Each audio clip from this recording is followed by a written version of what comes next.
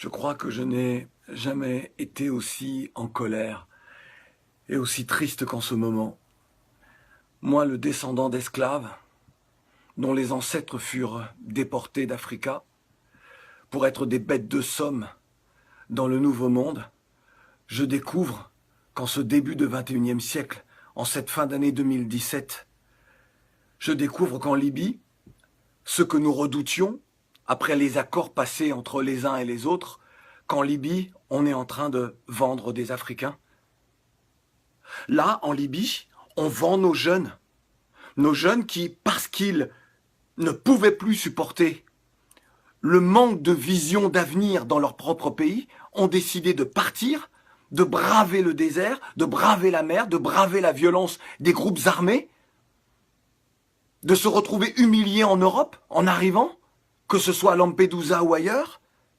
Là, aujourd'hui, avec les accords passés entre la Libye et l'Union européenne, la France et d'autres pays, avec les États africains qui ferment les yeux, qui ne font rien, mais alors rien, pour aider cette jeunesse. Dire que nos jeunes ne peuvent plus partir. Ils font un sommet extraordinaire, il faut réfléchir. Aujourd'hui, on est en train de vendre, là, des Africains, des jeunes, nos jeunes. On les enferme dans des cages, puis on les vend au plus offrant. Et ça ne vous fait rien. Moi, le descendant d'esclaves, j'ai la haine. Je me demande que faut-il faire. Après cela, il faut que l'on nous dise qu'il faut aimer ce monde, il faut respecter les institutions telles qu'elles soient. Alors que moi, je vais rester là, à ne rien dire, à ne rien faire, alors que, là encore, ce soir, un reportage de France Info nous montre ces jeunes que l'on vend. Et personne ne dit rien. Les dirigeants ne disent rien. Les intellectuels ne disent rien. Les journalistes ne disent rien du continent. Personne ne se révolte. Les footballeurs qui ont les moyens ne disent rien. Vous laissez comme ça les uns les autres se faire vendre.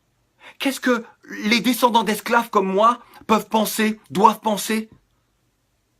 C'est donc ce qui s'est passé avec nos ancêtres il y a plusieurs siècles. On ferme les yeux. Vous ne comprenez pas ce qui se joue. C'est l'avenir d'une part de l'humanité.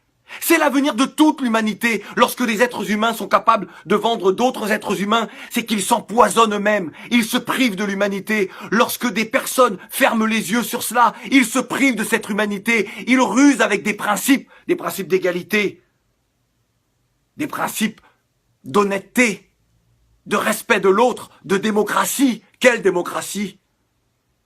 Et celles et ceux qui subissent ça ne sont donc plus des êtres humains?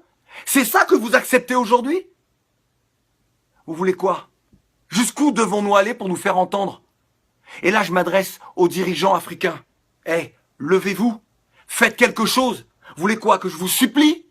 Vous voulez quoi? Que nous entamions des grèves de la faim? Pour que vous réagissiez? Jusqu'à quand allez-vous profiter de l'argent, de la manne, que ce soit du pétrole ou d'autres matières premières de nos pays?